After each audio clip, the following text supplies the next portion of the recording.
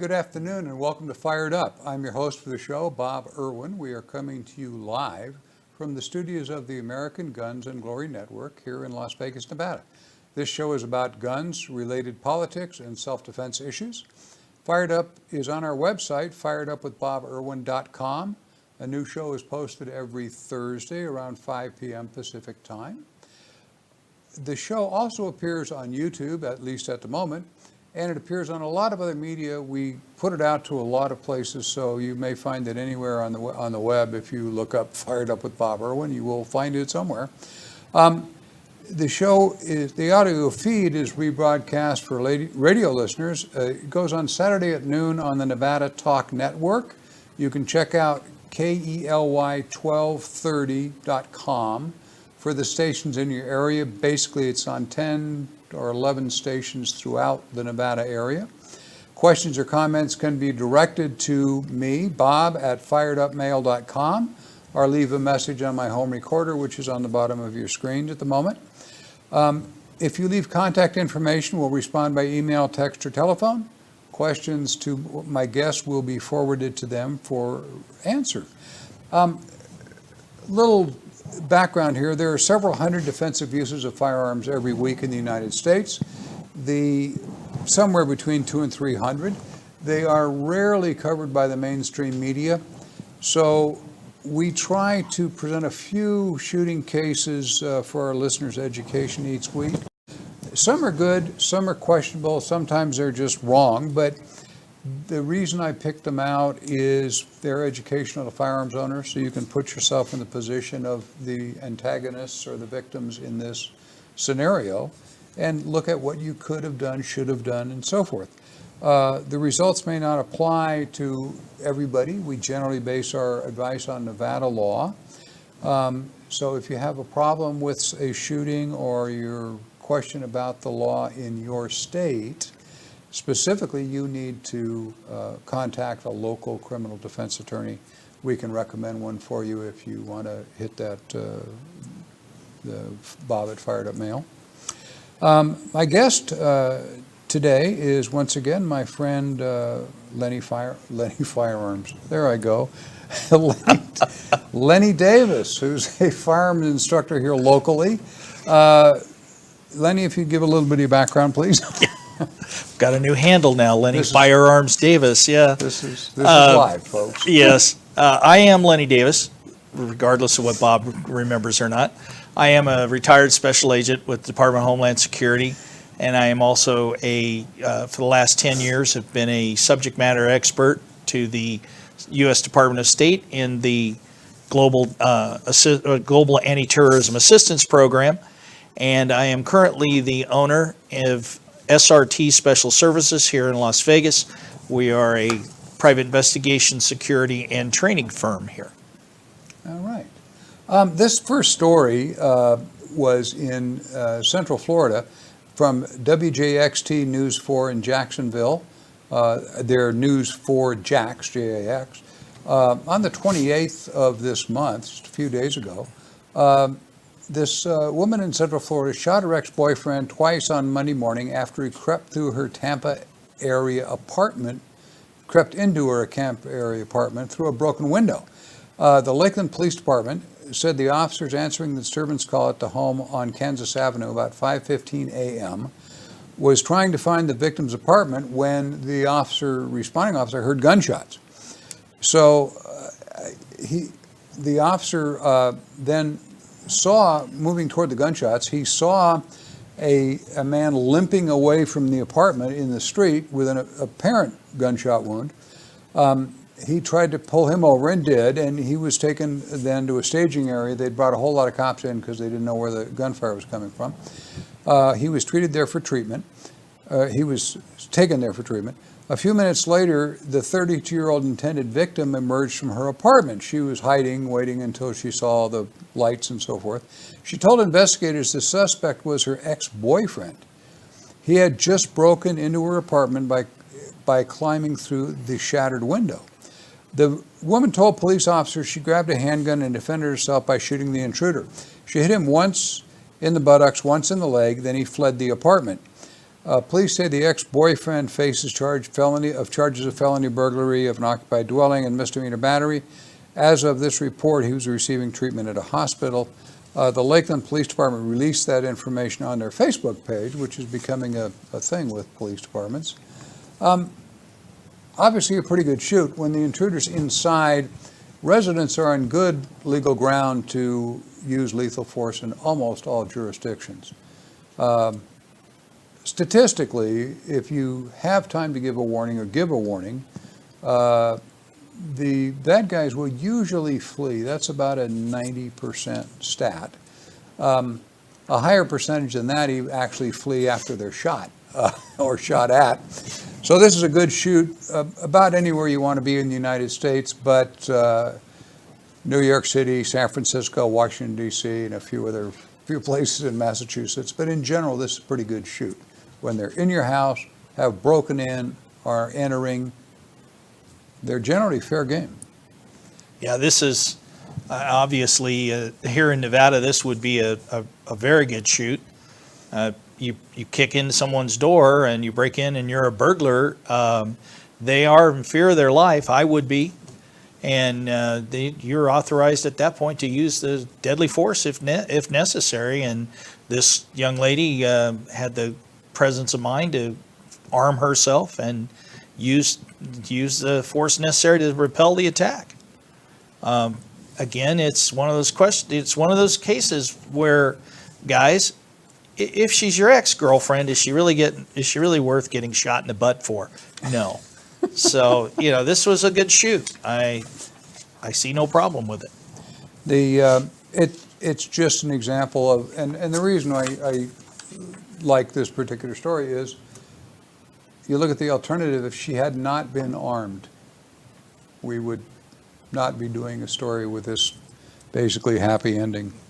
Fortunately, the guy didn't die, which is a good thing, and because that's a little bit of a problem too if you want to live with that after, especially when it turns out somebody you know. This would be from WJRT ABC TV 12 on the 28th, also in Saginaw, Michigan. A suspect is in jail after being shot during an apparent robbery attempt on Vermont Street on Sunday just before midnight. Police say at least two people tried to break into a home and fired a gunshot through the door before the resident got his own gun out. Dispatch audio recordings indicate someone tried to kick in a door at the house and then fired a shot. The resident inside returned fire. The story is not clear whether, in the details I looked up a police report, couldn't find any further information, whether the resident actually fired through the door at the bad guys also.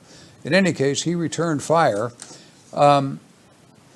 Police say the suspect was shot, and is in custody, but they have identified a second man that was with him as his partner, and they probably by this time have him in custody. They knew who he was and were going to pick him up as this was written.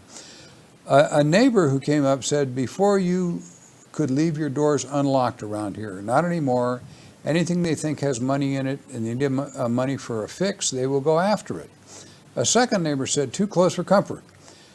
What would have happened here had there been a really big shooting? Who else would have gotten hurt? Some innocent people." The neighbor added that the shooting makes him nervous, but he's prepared. And the neighbor then added, "If they get into my house, they aren't coming back out. I will guarantee you that." Police believe the suspects may have robbed a home in similar fashion a week or two ago. They will face a variety of charges, including assault with intent to commit murder. I like this story because it has a lot of good stuff in it. The 911 tape recorded the sequence of events. This is the perfect witness we always hope to gain. If you call 911 and don't hang up the phone, realize you got other things to do. The dispatcher's going to be asking you the description, all this, while somebody's trying to, hit you in the head with an axe. Just leave the phone off the hook, because they can hear all this stuff and it nails down the sequence of events. They hear warnings you give. They hear all that kind of stuff. They heard the guy breaking in. They heard the guy shoot through the door. So they knew all of this. depending on the area outside the house and the type of gun, which were not listed in here, shooting through the door is generally a bad idea. It may have been safe in this instance. We don't know that if directly in front of on the other side of the door was a brick wall, that had covered the front of the house, or there was kindergarten class directly across the street, So we'll assume that it wasn't dangerous to fire back through the door if that in fact is what happened. I want to let you talk about the second neighbor. Yeah. The second neighbor, folks, this guy has probably seen too many Clint Eastwood movies. You just don't want to say, this guy says, those guys come in, they're never coming out. You're basically saying, yeah, and if they break into your house, then fine. But you're saying you're going to murder these guys. These guys aren't leaving my house alive. Well, what if they get in the house, they break in the house? Well, these guys tried to break in the house. When they couldn't get through the door, they fired around through it. I'd almost have to believe that they probably were trying to shoot the lock off or something, which is another Hollywood fallacy, when they fired through the door. And I agree with Bob, don't fire through that door, because in this case, you fire through the front door. If it was like at my house, it faces the street.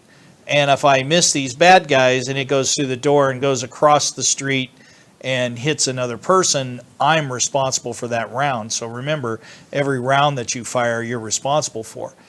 And really stop this whole, make my day stuff that I hear. We see it all the time. A lot of times when on this show and some of the other stories that we do, we see it all the time where a guy says, well, I'm not going to go that way. They try to rob me, I'm going to kill them all, let God sort them out. That sounds really good when you're sitting in your living room with your buddies having a beer. But the reality of it is, now if this guy becomes a victim of a burglary, and it could be a completely justifiable righteous shooting, what's going to happen? I'm going to tell you what's going to happen. The attorney that's going to represent the either decedent or the wounded person or his family, the burglar, is going to go to this story and he's going to say, well, isn't it true, Mr. Smith, that you said back 6 months ago when your neighbors were broke in that if guys break into your house, they're not getting out alive? Well, yeah, I said that. You don't want to sit in a civil suit and say that, because you're going to lose.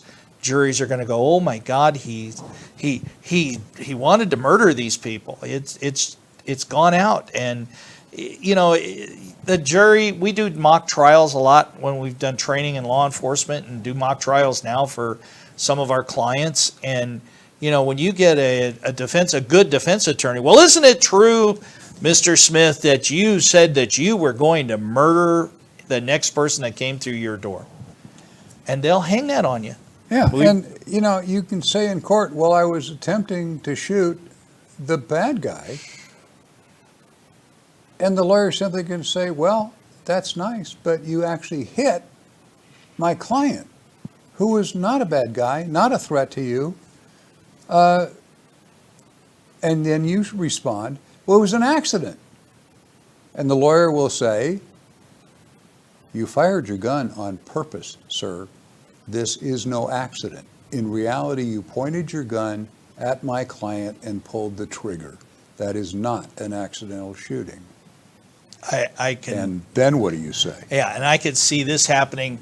This guy, the guy who's the burglar, has been drinking or on drugs, and the toxicology report comes back from the coroner's office saying that he'd had so much alcohol in his bloodstream or so much narcotics, and the attorney's going to say, well, Mr. Smith, my client, yeah, he broke into your house, but he thought he was confused and drunk and thought it was his house, and you just planned to murder him because we have that premeditated murder statement in your previous in the previous incident that happened before. So again, folks, drop the Clint Eastwood stuff. Let these guys in the movies do that. Don't get yourself caught up in that. It's never going to come out good.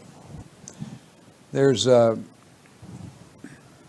and I have seen kind of the same things in some of these cases, and unless you have been in court, if there's a trial going on somewhere in your jurisdiction, trials are generally open to the public, where you know that it's in your local paper that so-and-so is being tried for shooting somebody, whether it's a good guy or bad guy shooting good guy shooting bad guy, whatever it is.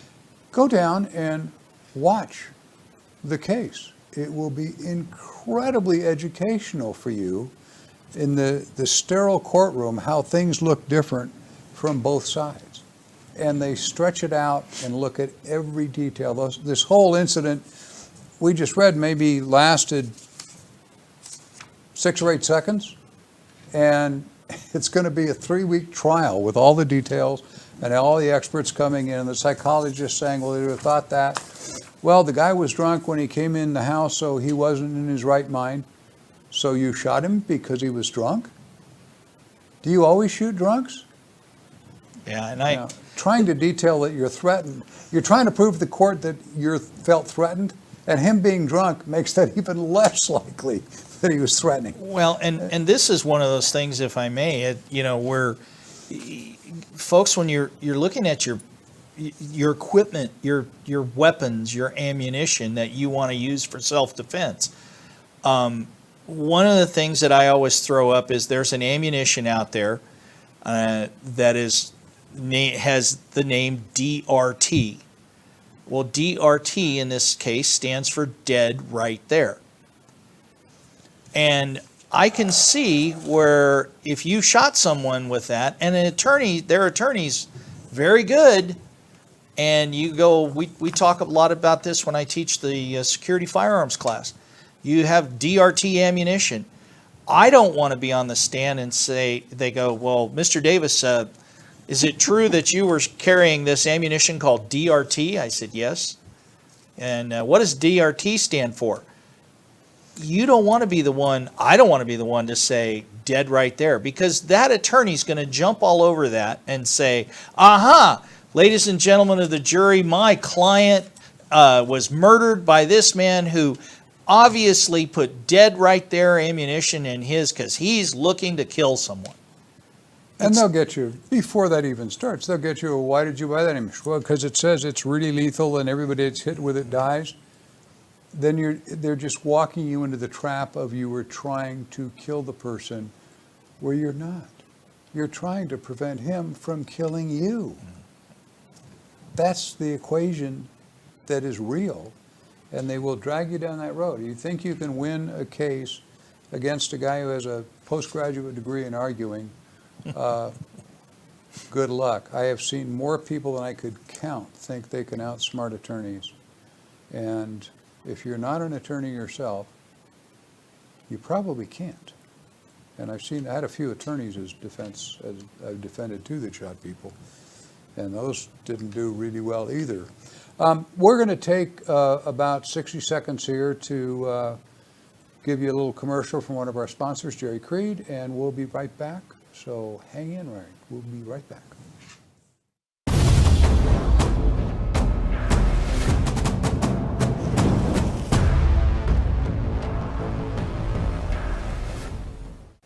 My name is Jerry Creed, and I'm a gun trust attorney. If you want to own an NFA firearm, a trust is a... Can I start over? Yes. Okay. I'm just going to free roll, so you just stop and start where you want. Okay. Thank you. My name is Jerry Creed, and I'm a gun trust attorney. If you want to own an NFA firearm, a gun trust is a great way to own it because it allows multiple people to lawfully possess a firearm instead of just a single individual. I have reviewed lots of gun trusts, and I have found they often don't include the forms you need to bring people on as trustees and remove them as trustees. In addition, a gun trust will save you the cost of probate and avoid probate, and it can protect your executor and family members. You know, there isn't an element of intent in these laws that affect the NFA firearm possession. So it doesn't matter if your wife didn't intend to sell the gun at a garage sale or yard sale, or your daughter didn't intend to drive the car with the silencer in the trunk. A gun trust is a great way to protect your family members and friends and share in the fun and pleasure of owning NFA weapons. If you want a gun trust done right, remember to trust Jerry.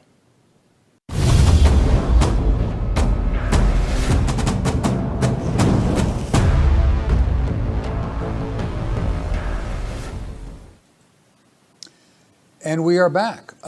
This is from WSET, which is ABC's affiliate in Roanoke, West Virginia, TV 13 there, on the 18th of May. The local police there responded to a report of a shooting in the area of 12th Street Southwest and Salem Avenue around 6:30 p.m. When they got there, they say they found a juvenile who had been shot in the neck. Officers spoke with a 47-year-old who fired the shot at the scene, and he stayed there, which is a good thing. He told officers he had made arrangements online to meet a 20-year-old to sell that 20-year-old a motorcycle. Do we know where this story is going, folks? They never learn. During that meeting, the 20-year-old was joined by a second 20-year-old. And a juvenile. When the 47-year-old seller asked for payment before handing over the motorcycle's ownership papers, the juvenile pulled out a gun and demanded the motorcycle. The seller, who was armed, drew his firearm and shot the juvenile in the neck. Emergency responders took the juvenile to the hospital where he is being treated for non-life-threatening injuries. The two 20-year-olds were arrested and charged with robbery and taken to the Roanoke City Jail. Charges on the juvenile are pending. To start with, another online transaction goes bad. I realize the entire country isn't watching Fired Up, but we've done this story, I couldn't tell you how many times over the years. And if you must bring money or merchandise to close a deal, meet the other party in the front parking lot of an operating police station. A huge number of police departments now advertise for that. They have areas set aside directly in front of the station and have cameras on it. So you can walk right into the station with the gun you want to purchase or the motorcycle or papers or whatever and run the thing to see if it's stolen or not and so forth. It protects both parties. When the buyer or the seller, whichever one wants you to meet somewhere else, says, well, I got to meet at my house because I'm no babysitter, or I got I can't go to the police station. Don't do the transaction. It's going to turn out the house is vacant. They're standing on the porch of it. They took down the for sale sign so you couldn't see it, and you walk up thinking these people live there, and they kill you and take your money. Meet them at the police station, accept no excuses. If they make all kinds of excuses why they can't go down to the police station to meet you to do this transaction, call 911 and explain to the detectives that will get on the phone eventually what happened and you think you were being set up. And they will put a similar ad or respond to the ad themselves and get the guy off the street.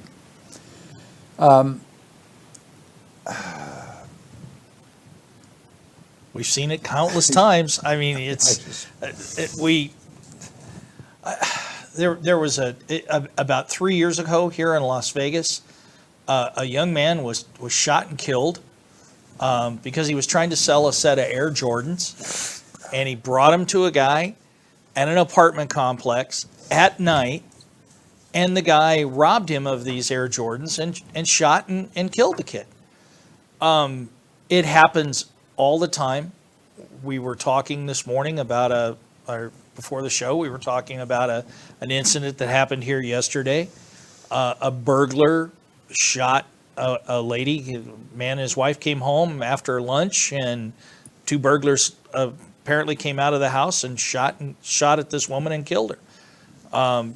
They were just fleeing a burglary. Here, this guy, a 20-year-old kid, a couple of 20-year-olds are trying to steal a motorcycle.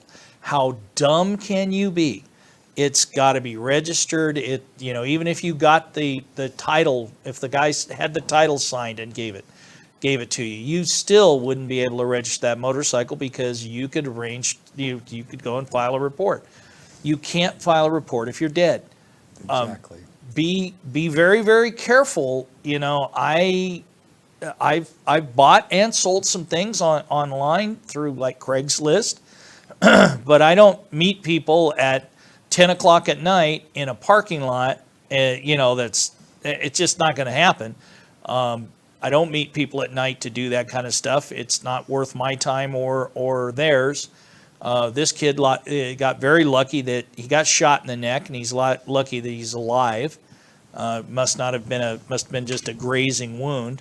A neck is not a good place to absorb a bullet impact. So, this is just one of those things, folks, that, the old adage, if it sounds too good to be true, it probably isn't. So, if somebody's trying to sell you a great deal and just, bring this money over here for this gun or this car or this motorcycle, and it's not what the market will bear, it's just such a great deal, you're about to be a victim.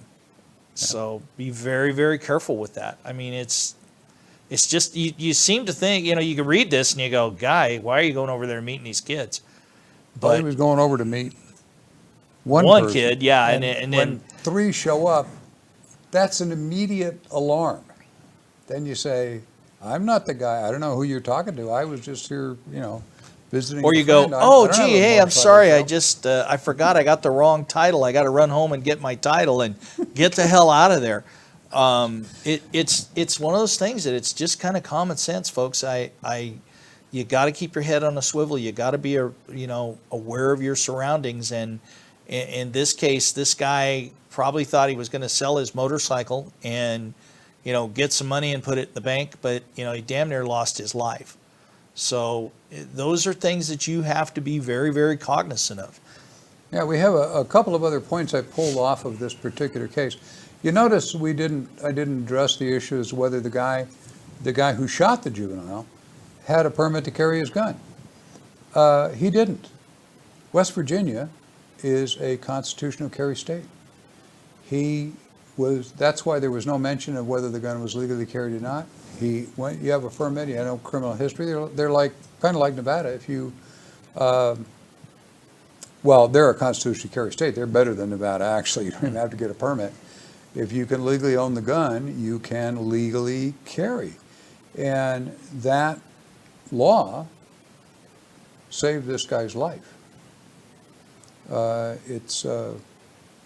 This would become a much more involved case. Even if it happened just like it did and he's carrying illegally, then we'd have him in trouble for carrying a gun. He's committing a crime, et cetera, et cetera. So now you got both parties committing crimes. That's great. And the second part, I know Lenny will know this as well in my dealings with juveniles. When dealing with a group of robbers, the juvenile that's in the group will be the one who is carrying the gun in almost all cases. We treat children, I have that in my outline as in quotes, more leniently. Sometimes they just bring the gun so they get street cred with the gun, they're carrying the gun.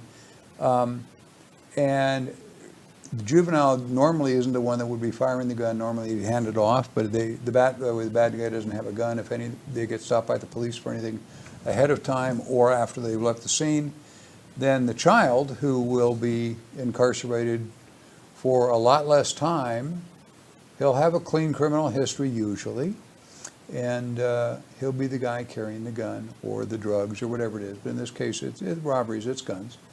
So that's really when you're approached by three people, one is obviously way younger, that's the one you got to keep an extra eyeball on, because the gun's coming from him when that happens. That's, we're down to about 2 minutes a show. I had another story here we're going to talk about, but I kind of skipped it. It had to do with a bystander seeing an individual get mauled by a pit bull, and after everything had calmed down, the pit bull got contained, and the victim, a little child, got back in the house, and so on and so on. This guy walks over and shoots the dog dead. Intervened in somebody else's problem. The dog is very likely going to be, would have been put down in any case, but that's up to the owner of the dog. Don't help. This guy is not in trouble for doing that apparently, but it just seemed like a dumbass thing to do, to shoot somebody else's dog after the incident's over and the dog is contained. And she's calling the police and animal control, and here's a bang, and this guy had shot her dog. Anyway, our new website is up at firedupwithboberwin.com. It contains recent shows as well as older shows as we get them put up. The commercials keep us on the air, so when you see whatever commercial we ran with this in this break, try to find our advertisers. We'll be back next Thursday here on our website or on the American Guns and Glory Network or on YouTube under Fired Up with Bob Irwin. It's all over the place. Nevada Talk Radio has it. Nevada Talk Radio, Saturdays at noon. They have stations all over Nevada. You can find the stations at KELY1230.com. They are, it runs simultaneously, the same show all throughout the state, all at the same time. Thank you for supporting Fired Up. We appreciate that, just no end. When you see this show, there probably, whatever media you got, it has a subscribe button on it. Just click the subscribe button and you get the shows automatically. And they'll be up in your computer somewhere when you want to see a show.